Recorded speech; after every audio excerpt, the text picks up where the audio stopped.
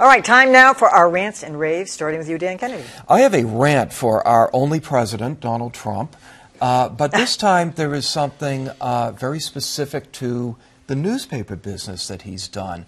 He has either deliberately or more likely stumbled into this high tariff on Canadian paper that is raising the price of newsprint, as newspaper quality paper is known, by 30%.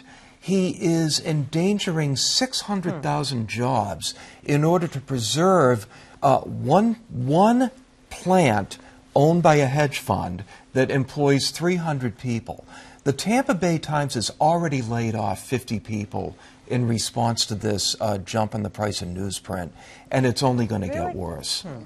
Wow. All right, Adam.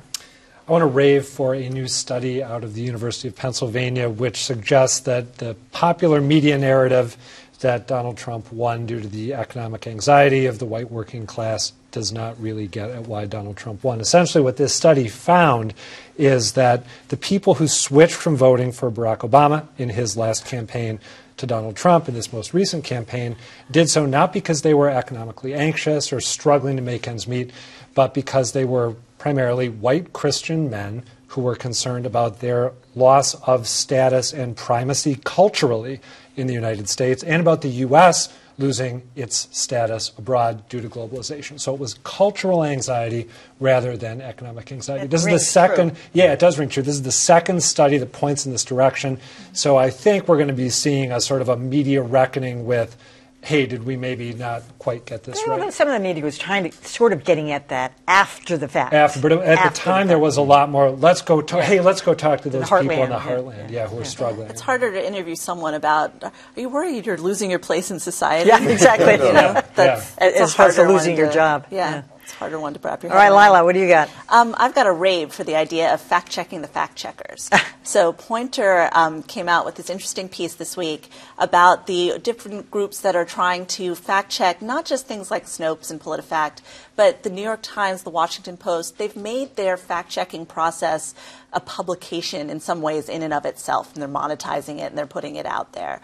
The downside is there are also groups that are trying not to authenticate what's being done, but to put a spin on it and to paint all fact checkers as biased, leaning left, to give more authority to incorrect pieces that are opinion pieces that really have nothing to do with fact but are being called fact-checking pieces. It's a pretty interesting read, and I think it says a lot about the times we live in right now and the debunking of the fake news idea on one side and the perpetrating of it on the other. It's a huge campaign to delegitimize Snopes going on. I know. I wondered about it. I still kind of like that, although it's an impossible website to maneuver. This touches on that. Well, Snopes has both the fact-checking part and the forum part, and sometimes those weave together a bit and make it a little hard to tell what's being fact-checked and what's being just discussed. I wonder how Stephen Brills from the American Lawyer, how that fact-checking thing is going. I don't know. Has it launched yet? I don't know. I want to check in with him about that. All right, Dan Lothian. So I have a rant against leaders and people in general across this country who are fostering this climate of hatred towards the press and journalists. This latest 2018 World Press Freedom Index came out by the Reporters Without Borders. They have this annual index that they put out. Oh, I've seen that. And the U.S. now has dropped on that list, only 2 points, from 43 to 45 points.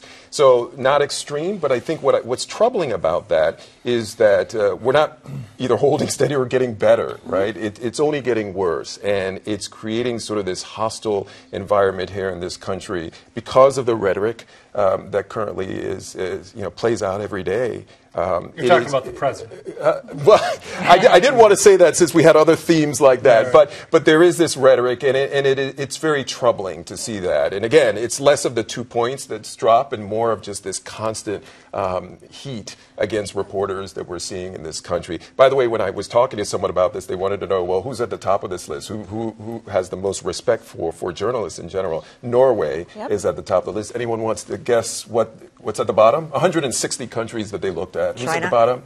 Huh? Anybody? August, Is it North Russia. Korea? North Korea. Yeah. Oh, North Korea. Yeah. And we're 45. One thing that's really interesting to me about that study is how it's not just the president's rhetoric, but how it's being picked up by other nationalistic Yes, leaders in exactly. other parts of the Exactly. world It's who are working. now kind of taking their cues and lashing out against the media, too. All right, well, finally tonight, I have kind of a double-edged rant. And the first is for, I know, Linda Vester, who worked at NBC News. She was the morning anchor and a reporter there. And she has accused, the legendary Tom Brokaw of twice groping her and once trying to forcefully kiss her. And she's brought these charges forward, some more than 20 years later. I mean, I don't doubt that it happened. I don't see to what end. I don't know why she brought this out. And I'm also going to rant a little bit for Tom Brokaw, who I like very much. But in his denial, he felt it necessary to bring her down and basically say she was never good enough. She didn't, she was basically a third-rate anchor that never accomplished enough. I mean, he did address the charges itself, saying that it didn't happen and it was delusional and all that, but he felt the need to sort of denigrate her career in the end, and it just seemed to be beneath him. It was beneath both of them in a way, and I'm sorry it got started. I don't understand the point of it. Well, I think it complicates matters for It NBC, does. right? It Because they're does. saying that this is an issue that they've been trying to correct and clean up, and now this. Here we go.